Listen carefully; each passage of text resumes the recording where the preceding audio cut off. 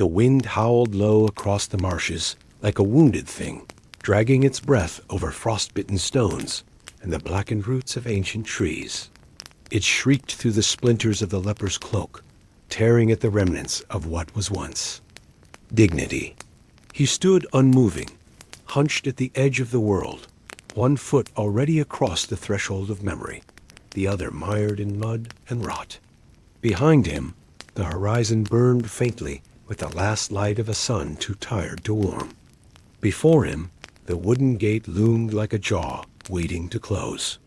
The key, rusted and pitted with time, weighed heavy in his palm, heavier still with the ghost of a promise made long ago. "I will return," he had once whispered, long before his skin had betrayed him, before his name was erased from the lips of those he loved. Now his voice was nothing more than a dry rasp in the cold air. No one listened. No one waited. Somewhere behind those moldy walls was a bed of straw, a rusted basin, and perhaps, if he was lucky, a fire still lit. But there was no luck here. Only time. And time, in this place, was crueler than any plague. The iron turned with a reluctant groan, like a beast disturbed from slumber. The door creaked open, and with it came the scent. That scent of boiled roots, of untreated wounds, of breath soured by fever and hopelessness. It greeted him like an old friend who had waited too long in the dark. Inside, the silence was thicker than the mist outside.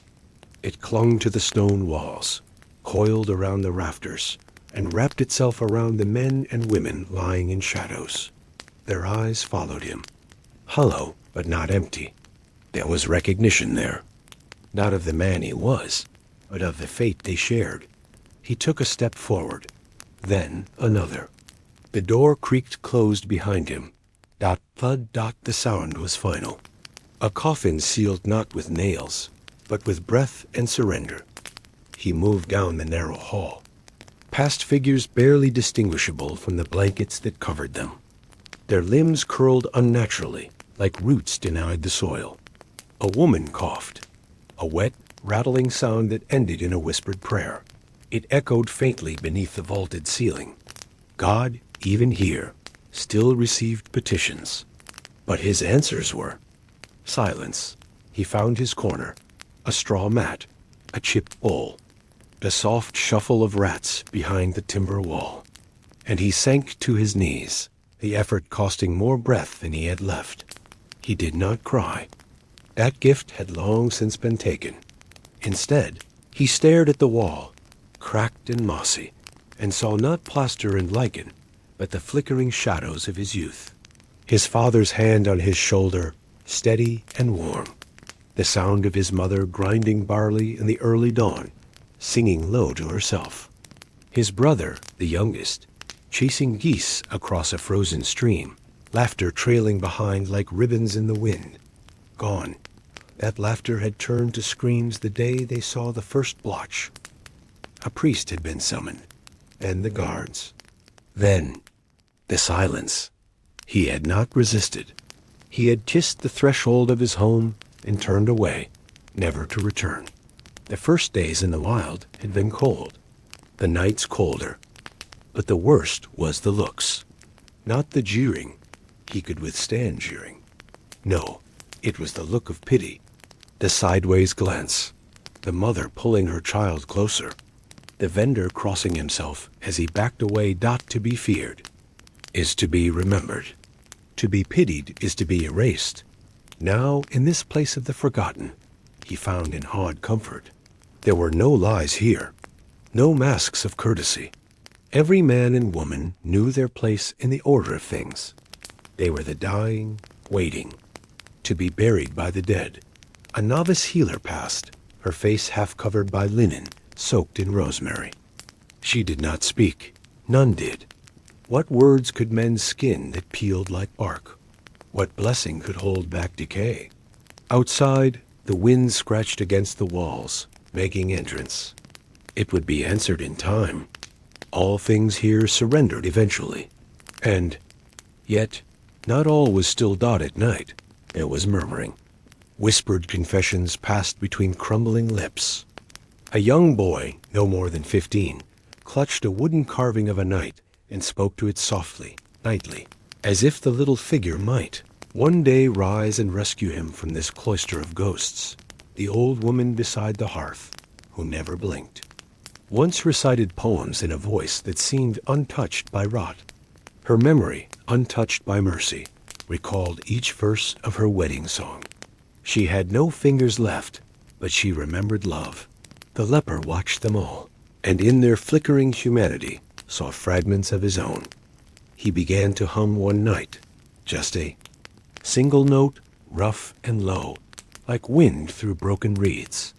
It was a lullaby, one his mother sang. At first, no one stirred, but on the fourth night, someone joined. A hoarse harmony, faltering but brave, in this place of decay. There rose a sound, not quite song, not quite prayer, but something warm enough to stir the air. He remembered the key then, still in his cloak, tied in a cord close to his heart. Its metal now warm from his body, it unlocked no doors now. But it had once, and it might again. Perhaps not for him. His limbs grew weaker each dawn. But for the boy with the wooden knight, or the woman with no hands, who remembered spring, there was power in memory. Power in even the smallest acts of defiance. A note hummed, a story told, a door opened. One morning, the healer found his bed empty. The bowl was clean. The mat carefully rolled. She followed faint prints in the dust to the far door, the one that led not out, but down. There she found the key, hung neatly on the nail. And beside it, carved into the old wood with a bone-sharpened stone, were 4 words: I was not forgotten.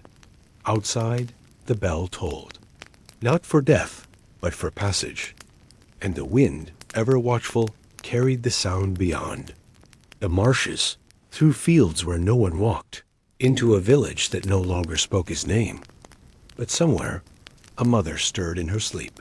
Somewhere, a boy woke and ran to the window, unsure why his heart felt lighter. Somewhere, someone remembered. In that remembering, something shifted. The plague would return. The wars would march. But beneath the ruin, hope had stirred like spring beneath frost. And beyond the leprosarium, in the woods where wolves whispered, a new story was waiting to begin. One of firelight, of secrets, and of the cursed night, who once dared to love the doomed. The key had turned, and somewhere far away, another door was opening. A low wind pressed against the wooden walls like a pleading hand, its voice mournful, thin, as though the forest itself wept for the man inside. Snow drifted down in slow, deliberate spirals, muting the earth in a shroud of white, as if the world sought to erase what had been done here. Inside, a single flame fought to live. It flickered atop a tallow candle, short, misshapen, its wax melted and hardened in crooked ridges. The flame danced with uncertainty, casting long, twisting shadows that shivered across the rough-hewn timbers and the frost-bloomed window pane. Those shadows told stories of a man who once laughed, who once held hands in spring meadows, who once believed in things like warmth and God and forgiveness. Now, he sat alone, wrapped in a threadbare blanket that clung to him like old guilt. The leper shivered, not from the cold, not entirely, but from the weight of memory. His chest rose and fell in shallow gulps, each breath laboring like a penitent climb. The air smelled of straw, rot, and old sweat, the scent of a body outlasting its welcome. His fingers trembled as they traced the worn edges of a small wooden crucifix. It had been carved long ago, perhaps by his own hands, before the tremors, before the sores, before the skin peeled back like bark in frost. The wood was warm from touch, a fragile oasis in a body that no longer felt like his own. He clutched, it not in worship, but in desperation, a splintered tether to the world of the living. Beyond the window, wolves howled, The sound cut through the silence like a blade through ice. Low, mournful, ancient, the voice of things forgotten. He listened, eyes wide in the dim light, as if the beasts howled not for prey, but for him. A requiem of teeth and cold earth. He was no longer feared for what he might do. He was feared for what he was. His thoughts wandered. They had become cruel companions in the quiet, returning always to color and warmth and the before. He remembered stained glass windows, radiant with saints and sunlight, the feel of pew wood beneath young knees, the thick incense that clung to the rafters like holy mist. There, among the chanting and the prayers, he had once felt safe, clean, part of something. Now his prayers were mouthed silently. Not for healing, no. That hope had long since gone. He prayed for the candle, that it might burn a little longer, that its flame would not abandon him as the others had. The cold crept in like a patient assassin, curling around his ankles, slithering up his spine. Even fire seemed hesitant in this place. The door, heavy, iron-bound, remained shut, not locked from within, locked against him. A wall built not with bricks, but with fear. It groaned in the wind, but held fast. A sentinel of rejection. He remembered the last time it opened. The priest had stood on the threshold, eyes lowered, lips pale. He had held a silver cross before him like a shield. Words had been spoken, last rites, though he was still breathing, and holy water had been flicked like scorn. No anointing of hands, no final embrace, only the hurried muttering of ritual, and the retreating echo of boots crunching snow. The villagers had watched from a distance, faces wrapped in scarves, eyes wide, but not in mourning dot. He had walked into his own grave. Outside, the clang of a blacksmith's hammer rang out faintly, carried on the wind, distant, rhythmic, alive. It was a cruel sound, a reminder that the world continued, that iron still bent for others, that fires still roared in hearths that were not his, that somewhere someone was laughing, eating, living dot inside. Time pooled like water in a broken bowl dot. He held the crucifix to his chest, not to pray, but to remember her hands, his mother's, the way they used to press it to his lips before bed. Her voice, low and soft, saying, "Sleep, you are watched." But he was not watched now, not by saints, not by angels. Only the shadows and the flickering flame that seemed to shrink with every passing hour. He moved, slowly, towards the window. Frost had bloomed across the glass like flowers of bone. He scraped it with a finger, the nail gone, the skin raw, and peered through. The world beyond was white, endless, silent. A lone tree stood near the edge of the field, branches gnarled like fingers in prayer. Or warning, he imagined walking. To it, barefoot, bones breaking under him, each step a cry.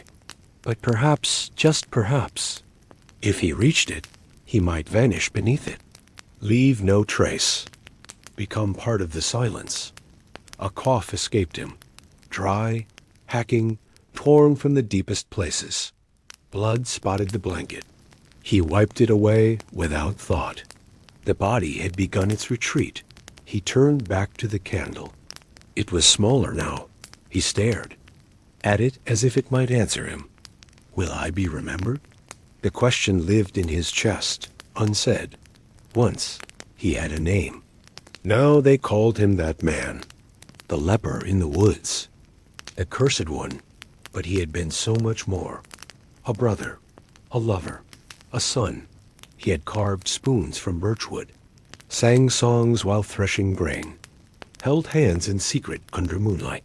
He had lived, and now he waited for the candle to die, waited for his name to fade completely, waited for the snow to climb the walls and bury him in white silence. But as he watched, the flame wavered, then steadied dot.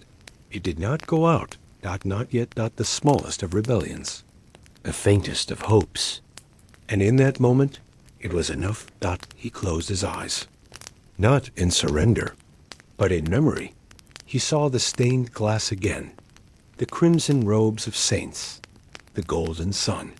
And in the center, a man not healed, but held, embraced despite his wounds. A knock echoed suddenly. Soft, hesitant. He froze. The door. No longer just a barrier, not another knock. Then silence. The candle fluttered. A third knock. Then a voice, young, uncertain, trembling. "Sir, I brought bread." A child's voice. The world did not shift. The wolves still howled. The wind still clawed at the roof. But within the hut, something fragile cracked open. Not skin. Not bone. But the silence. The man did not rise. Could not. But his lips moved, soundless. "Thank you." And as the footsteps retreated, and the door remained closed, the candle burned a little taller. Beyond the snowfields. The sun waited, not risen, not warm, but ready. And in the next chapter, the world would stir. The disease would spread. The village would fracture. The child would return, carrying more than bread. And the fire he carried would beget stories, whispered first in fear, then in faith. But for now, the flame lived, and so did he. The sound came first, a single drop of water falling in darkness. Then another, then another, each one a quiet hammer against stone. And in that sound, time itself was counted. He lay motionless beneath the skin of the world, deeper than the roots of trees, where no bird ever sang and no light dared wander. The leper had fled here, not for comfort, but for forgetting. The world above, with its sunlight and sermons, its market cries and cathedral bells, had turned its face from him. He had answered by burying himself. The air was thick, wet. Still, it clung to the walls like breath held too long, curling around the jagged stone and the mold-cloaked corners where nothing moved. There was no wind here, no voice, no judgment. Only the slow, dripping cadence of solitude. Each drop a quiet echo of the world he had lost. His fingers, stiffer now than even days ago, turned slowly in his lap. They held something small, something fragile. A bird, carved crudely from wood, its wings forever spread in flight. It was not elegant. It bore the marks of shaking hands and dulled knives. But it was his, a memory shaped by will alone. The bird had no eyes, no voice. Yet in its stillness, it dreamed of skies he would never see again. He stared at it. And in his mind, it flew above the trees, over snow-laced fields, past steeples and bell towers, beyond the stained glass windows of the chapel where he once sat, clean and unmarked, chanting hymns in Latin beside the daughters of Nobmen. He remembered the way silk had felt on his arms, the press of polished leather boots, the sound of goblets raised in laughter. But most of all, he remembered the scent of her hair, that last breath of rosemary before the world collapsed. She had kissed his cheek once, on the steps of the Winter Hall. He had flinched, not from her, but from what he already knew, that he was unclean, that the burning beneath his skin was not fever but fate. They had sent a healer, then a priest, then guards. The guards did not speak. They carried ropes, not words. Now the ropes hung here, frayed, forgotten. One of them still dangled from the mouth of the cave. Above, a lifeline once offered by a friend too afraid to descend. Food had come once a week, then once a month. Then, not at all. He hadn't wept. What need had the dead for tears? The walls around him pulsed with ancient dampness, alive with the slow creep of moss and cold. He pressed his back against them, feeling the stone's relentless honesty. It did not lie. It did not pity. It simply was like death, like time, like the final breath before silence. He no longer knew his face. There was no reflection here. No polished metal. No rippling pool dot. He had not spoken in weeks, perhaps months. His voice belonged to a younger man, one who still believed in being heard. Instead, he listened. The water. The far-off rustle of rats. His own heart, thudding. Slow, like a drum buried in wet earth dots sometimes, he thought he heard voices. Children playing. A lute's gentle strumming. The clatter of hooves on cobblestones. But these were dreams, cruel echoes of a world that spun without him. Still, he carved Dot each day, though his hands protested. He shaped wood into birds. Dozens now, some perched on rocks, some tucked in niches, all staring skyward as if the stone above them might one day crack and let the sun pour in. But it would not. The ceiling held. The dark endured. One night, his fingers refused to move. The pain was sharp, electric, a scream without voice. He dropped the bird. It landed in the dirt with a muffled thud, Dot, and he knew. The last part of him that could still create had gone quiet. He lay back, the cold biting through the rags that once passed for robes. He felt smaller now, not in size, in weight, as if the world had begun to forget him, and in forgetting, had let go.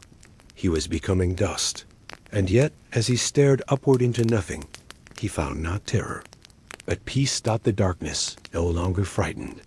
Him, it was not his enemy. It had held him when the world would not. It had listened to his breath, night after night, and asked for nothing in return. The darkness had been loyal. He thought of the bird again, not the one in his hand, but the one in his heart. The one that had always tried to rise, no matter how low the sky had fallen. And in that final hour, as the water dripped and the walls pulsed, and the silence breathed, he whispered one word, not a prayer, not a curse, just a name. Her name. It floated in the air like dust, hovering between the stone and the silence. And then the sound, a faint scuffle, a pebble dislodged, a gasp. Someone above. He blinked. The rope moved, not much, a slight sway, almost imagined, and a voice, small, nervous, human. Hello? He did not speak. Could not, but he listened. The rope was being pulled, lowered. Something wrapped in cloth descended slowly, swaying gently in the stale air. It landed beside the bird, bread, a flask of water. And tied to the rope, a second carving. Bird. Rough.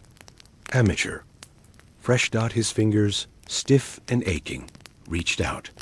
He touched it, and warmth bloomed through him. Not from the wood, not from the food, but from the knowing. He was not forgotten. Above, the world had shifted. A whisper passed between village walls. A child had dared. A soul had remembered. And now, in the deepest dark, a hand had reached down. The leper smiled, barely. His lips cracked, his lungs burned, but it was a smile nonetheless. Asterisk, because hope, like water, finds its way. And in the next chapter, as fire returns to hearths and doors begin to creak open, another story stirs, not of exile, but of reckoning, not of darkness, but of the fear of light. For when the leper rises, the world must answer for the silence that buried him, and the birds carved in stone will finally take flight. Rain fell like a curse, not a gentle kiss upon the earth, but a drumming. Funeral dirge, steady, relentless, and cruel. It beat against the thatched roof like fists on a coffin lid. The hovel shook with each gust of wind, the damp walls breathing in and out, like a living thing that had long since forgotten joy. Smoke from the peat fire coiled low along the beams, thick and sour, crawling into the leper's lungs like regret. Made flesh. He sat motionless, a shape barely distinguishable from the shadows around him. Wrapped in the brittle folds of a coarse woolen tunic, threadbare and stained, he felt not warmth, but memory, the way a dying man remembers spring in the heart of winter. His skin, blistered and broken, twitched with every breath, every gust of wind that seeped through the ill-fitted door dot in his hand. He held a locket. Silver once, or perhaps it only remembered being silver. Now it bore the dull, gray face of time, its delicate filigree tarnished, worn smooth where his thumb had traced it 1,000 times. It was small enough to disappear in his palm, yet heavy enough to hold an entire world. He clicked it open with effort. A hinge protested, like an old friend asked to relive a pain it had long since buried. Inside, the portrait waited. A miniature painting, faded, water-stained, but still unmistakably her. Eyes like dusk. Lips caught in the beginnings of a smile. A ribbon at her throat. A whisper of lavender still clung to it. If only in his mind he blinked. Sight was no longer a certainty. The light from the fire barely reached him, and the creeping veil of blindness had begun its cruel descent.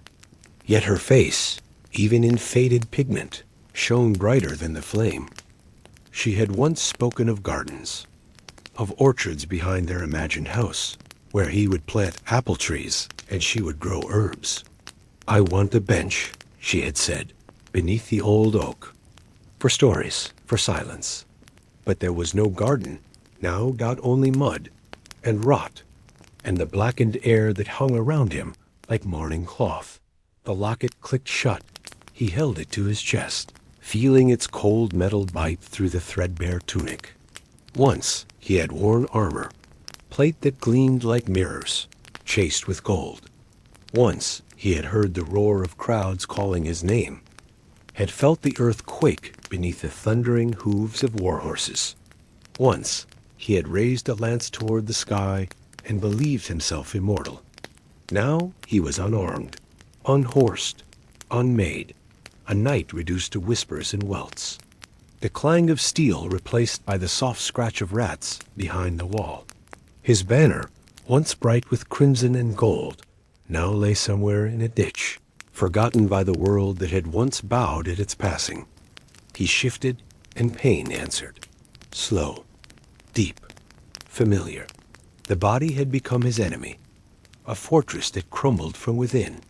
Each movement summoned agony. Each breath negotiated with death. Yet he endured, not for glory, not for God, but for her. Not the woman herself. She was long gone, perhaps wed to another, perhaps buried beneath the same rain that now sang above his head. No, he clung to the idea of her, the memory of her love, unblemished by time or illness. She had been the last to touch him without fear, the last to look at him and see a man, not a monster. He recalled their last night, before the sores bloomed, before the whispers began. She had taken his hands in hers and kissed each knuckle. "No matter what comes," she had said, "you are mine." He wondered if she had known, if she had seen the sickness in his bones, the fire behind his eyes. If her vow had been a blessing or a curse. The fire crackled, a low sound, brittle, like bones breaking in a distant room. The rain had softened now. It dripped, slow and mournful, from the thatch above, landing in shallow pools on the dirt floor. One drop fell on his wrist, cold, insistent, a reminder that even this shelter, this tomb of peat and smoke, could not hold back the world forever. And outside, life went on. He imagined it. The market square alive with color, bolts of foreign cloth, baskets of ripe figs, the clanging bells of copper sellers, children darting between stalls, their laughter rising like incense into the damp air. The baker's stall, thick with the scent of yeast and hope. He would never walk there again, would never taste butter on fresh bread or feel the weight of coin in his palm. He was a ghost watching life through fogged glass. A raven called, sharp, distant, Final dot its cry sliced through the sound of the rain, echoing over the moorlands like a herald. It called not to him, but for him, a messenger in black, gliding beneath clouds swollen with morning. He felt a strange kinship with. The bird, a creature feared, misunderstood, cast always his omen. And yet, like him, the raven endured, alone, observing, waiting. The locket slipped from his hand. It hit the ground with a sound far too loud for its size. A metallic gasp. A sigh of memory let go Dot. He did not reach for it. Instead, he leaned back into the wall, letting its damp embrace swallow him whole. His fingers curled inward, not in pain, but in release. The darkness no longer frightened him. It was not the absence of light. It was a companion, gentle and honest, that asked nothing of him. Not his title, not his health, not even his name. He closed his eyes, and for a moment he heard her voice again, faint, like wind through lavender. A lullaby without words. The world narrowed Dot to sound, to scent, to the weight of silver against earth Dot, and then a knock Dot soft. Hesitant Dot, the door had not known that sound in years. He did not move, could not, but outside, another knock Dot, then silence Dot, then a voice. Young, unsure. I brought something. For the night. The title struck like lightning across a dying field. Dot night got spoken not in mockery, not in pity, but in belief. A scrape, a bundle placed gently by the threshold. Then retreating footsteps. Dot, the silence returned. But it was different now. Dot, it was waiting.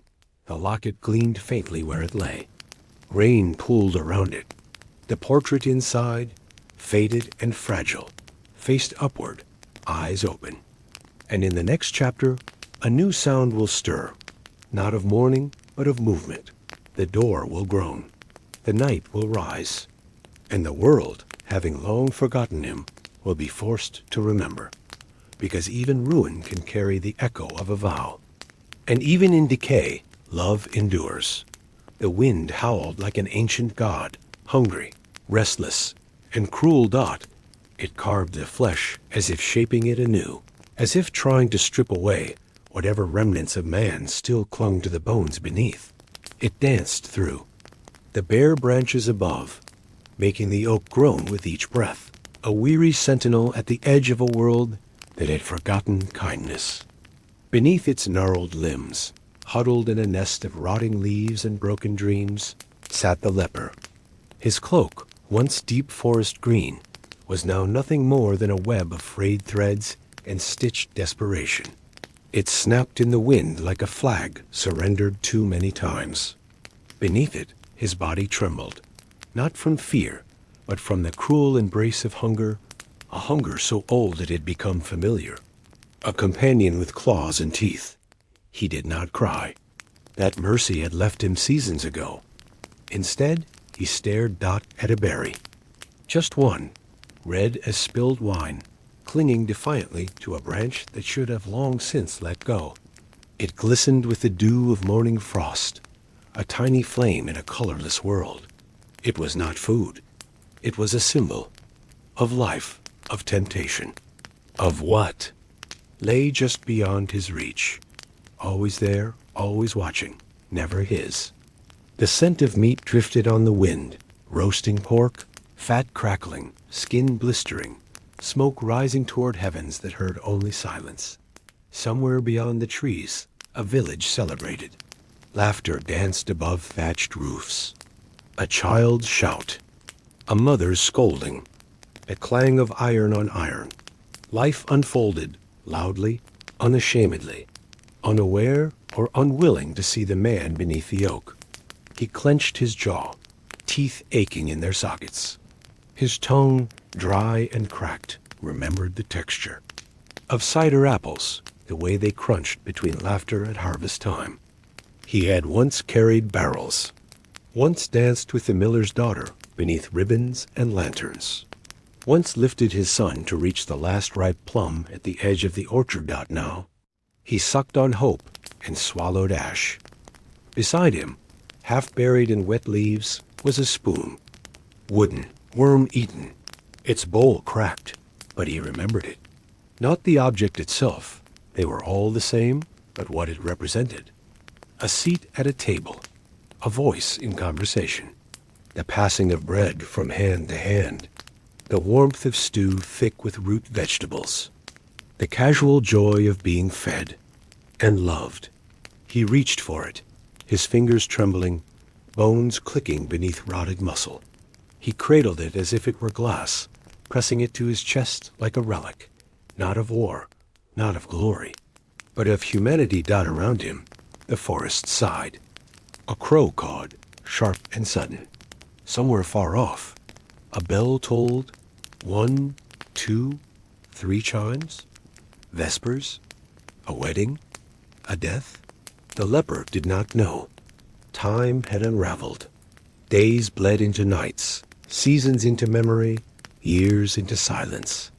The only calendar he followed now was the ache in his bones and the weight of his hunger. A traveler passed along the nearby path. He heard the hooves first, cautious, hesitant. Then the voice of a woman, murmuring to her mule. Then silence. He did not look up, but he felt her gaze. Brief, piercing, terrified. A glance heavy with centuries of superstition. Unclean. He imagined her hands clutching a rosary.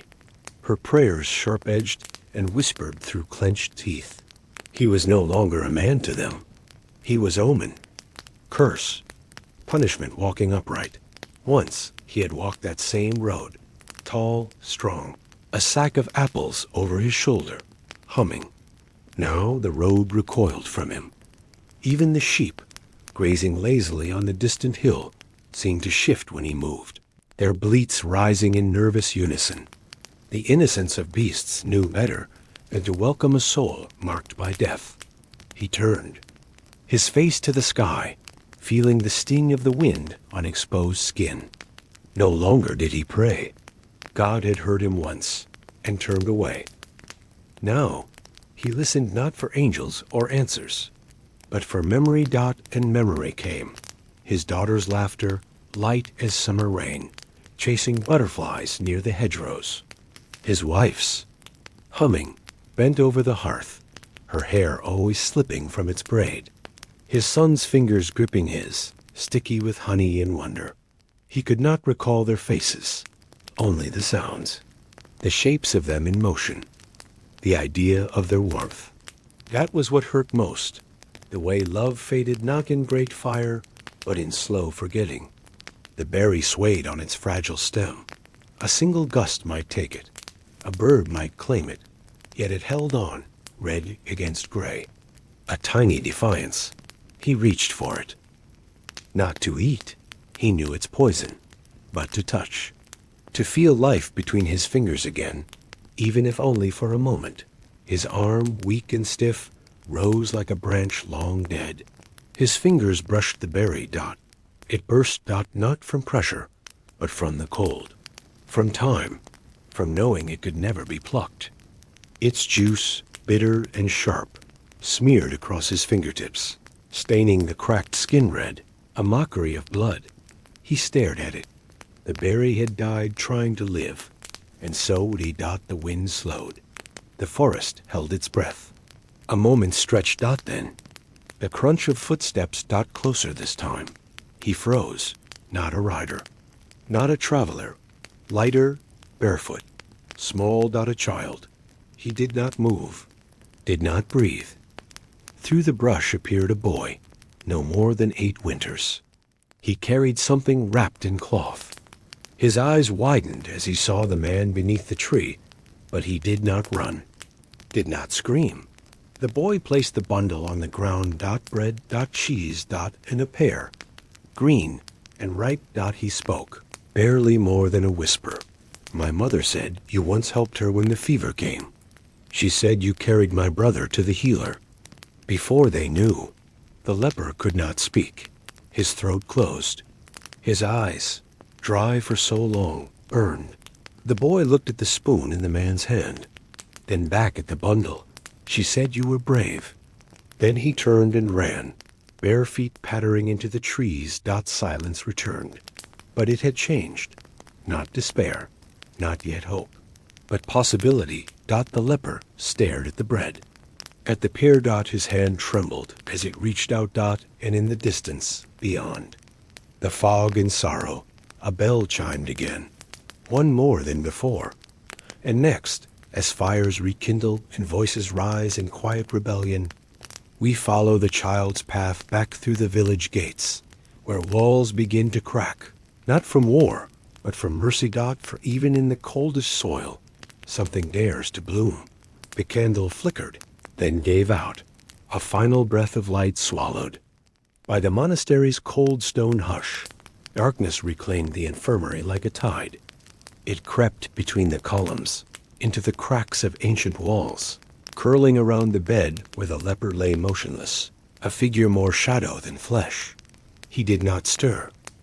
The chill of the stone floor beneath the cot had long since conquered his limbs. Cold was no longer a sensation. It was a state of being, constant, unchallenged, eternal. Like his silence, somewhere in the distance, a bell tolled, not for him, never for him, but for prayer, for lauds or vespers, or perhaps for a soul far more fortunate in its passing. Its echo did not reach him with comfort. It passed through him, like wind through bones. His breath came in slow, rasping intervals.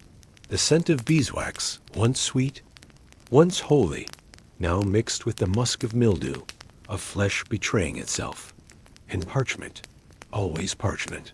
Dry, brittle, dead trees soaked in ink and lit by fading faith. His eyes, milky with disease, traced the edges of the illuminated manuscript. That lay open beside him. It had been placed there by one of the younger monks. A kindness, perhaps, or a cruel joke. The pages glowed with gold leaf halos and cobalt skies, scenes of saints and angels locked in timeless prayer. The colors bled into one another in his vision, shapes collapsing into smears. But he remembered them. Not these images exactly, but the art behind them, the rhythm of brush on calfskin, the scent of pigment ground into powder. He had once created such beauty. Once.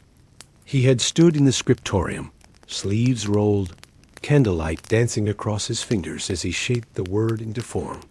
His Latin had been flawless, his Greek poetic. He debated Augustine and Gregory with passion and precision. His voice had once rung through the cloistered halls like a hymn in itself. Now he spoke to no one. The monks passed him with lowered eyes and hurried steps. Even the infirmarian no longer lingered. A bowl of thin broth left in haste, a glance that never met his own. He could feel it, how his presence fractured the air. How even within a sanctuary of mercy, his was the kind of suffering no soul wished to touch. Once he had taught the younger brothers, eager minds hungry for revelation. He'd traced the arc of God's justice through bloodlines and battles, taught the architecture of the heavens with diagrams inked in perfect lines. He had believed in order, in design, in the divine logic of all things. But what logic was this? That he, a seeker of truth, should rot in silence while ignorance walked free in the world? His hands, now wrapped in linen to hide the horror beneath, twitched as they reached for the page. He could not feel the vellum, could barely hold it steady, but he turned it. There, a scene of Eden. Adam's hand touching the air just before Eve's fingers met his frozen longing. He knew that touch, or rather the absence of it. No one had touched him in years, not without fear, not without gloves and prayers. He lived in the world of before contact and after exile, a soul untethered. His gaze drifted to the silver bell in the corner. Once he had rung it to summon novices, to signal the end of midday lecture, to mark the birth of new understanding. Now it lay tarnished and mute. forgotten dot like him. A scholar silenced, a mind still burning beneath a collapsing body. A torch extinguished not by time, but by abandonment. He heard chanting beyond the walls, solemn, rhythmic, unified. They, monks at prayer. He once stood among them, voice raised, robes flowing, his heart filled with devotion. He still believed. Or at least, he still feared not to. But now his prayers were wordless. The psalms he once sang now lived only in memory, fragments, echoing in the hollows of his mind. Out of the depths I cry to you, O Lord. And still, no reply. Not from heaven, not from man. Only the echo of breath and the occasional cough of another, forgotten soul behind the curtain. He turned again to the manuscript dot. It was open to the Passion Christ, crowned with thorns. Blood dripping, in painted rivulets from his brow, eyes full of sorrow and forgiveness. He looked long at the eyes, and for a moment, only a moment, he dared to ask, was this what it meant? To suffer unseen? To be marked, reviled, broken, and yet still called to endure? Had Christ walked this same silence? His hand twitched, the bell just within reach. He considered ringing it. Just once, not for aid, not for food, but to remind. The stones that he still existed, that breath still moved through him. That wisdom and sorrow had not yet abandoned his cracked lips, but he did not ring it. Instead, he reached for a quill. There was ink, left behind by accident or grace. A corner of the manuscript, unmarked. He pressed the nib against it, hand trembling. One. Word dot just one. Not Latin, dot not a cry for help. Just a name. His name. The only thing they had. Not yet taken. The letters bled. Jagged. Ugly. True. He looked at them. His last script, and smiled. And then, the cough returned. Deeper now. Wet dot, he leaned back, head against cold stone, and closed his eyes. Outside, the chant rose, a crescendo of holy longing. And somewhere beyond the cloisters, a boy was sweeping the steps to the scriptorium, pausing, only to gaze curiously at the empty lectern, wondering who had once stood there, wondering who would again, for silence never lasts forever. And even in the shadows, a voice waits to be found. The dust never left him. It clung like guilt fine, gray, ever present. It settled in the folds of his cloak, in the cracks of his skin, in the hollows of his eyes where sight had long begun to fail. In the crowded marketplace of clamor and color, he sat silent, still, and ghost-like, a stone in a river. The world moved around him, but never touched him. The cries of the vendors rang out figs, apples, spice, fine cloth from Genoa, the chant of survival. Hands reached, coins clinked, fabrics rustled, children darted through legs, and somewhere a beggar laughed with a toothless smile. But none of it reached him. He sat in the shadow of a crumbling wall, slumped like a sack of rags, head bowed, eyes fixed upon a single object lying abandoned in the dirt. A wooden horse, small, whittled, one leg broken. The painted red had faded to rust, the blue reins barely visible beneath grime. Yet even in ruin, it was beautiful, a relic of a joy he could no longer claim. He remembered his own horse once, not wood, but real flesh and muscle, a black beast named Firum, a gift from his master after forging his first blade. His hands had shaped swords then, strong hands, sure hands. Not these trembling claws curled in his lap like dead roots. The copper coin someone had tossed landed in his palm with a hollow. Click. He had not seen the face who gave it. They never stayed long enough. A toss, a flinch, a prayer, then gone. Even pity recoiled. He turned the coin slowly in his hand. Once he'd melted metal like this, bent it to his will, hammered it into tools, nails, weapons. Now, even this small round symbol of worth mocked him. What could he buy with it? A mouthful of stale bread? A single apple, if the seller had no fear of plague on his breath? They all feared him. He saw it in their eyes, the tightening of lips, the widening of pupils, the unconscious way they stepped back even before they knew why. Mothers clutched children tighter. Merchants pulled their fabrics closer. Even the mongrels skittered away. A living warning. He had become the story parents whispered to frightened, unruly sons. Eat your supper, or you'll end like him. Do not steal, or beg or curse, or you'll end up with the lepers. He was no longer a man. He was a myth, a caution, and yet he still hungered, still remembered. The scent of his mother's hair when she knelt to kiss his scraped knees. The feel of sun on bare skin as he ran through fields after the harvest. The laughter around the forge as sparks danced and sweat poured from their brows like rain. He remembered pride. He had been called Edric, the Iron Hand. People sought his craft. Noblemen, priests, soldiers. They'd come with silver and request skis, hinges, blades.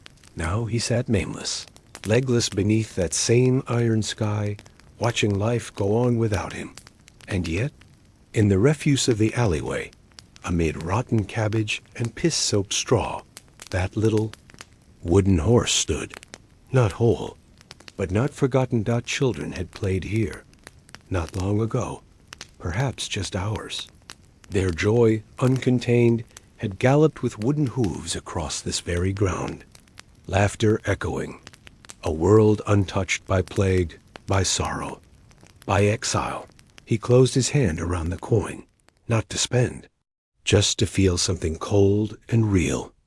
The weight of existence, reduced now to a sliver of metal and a sliver of memory.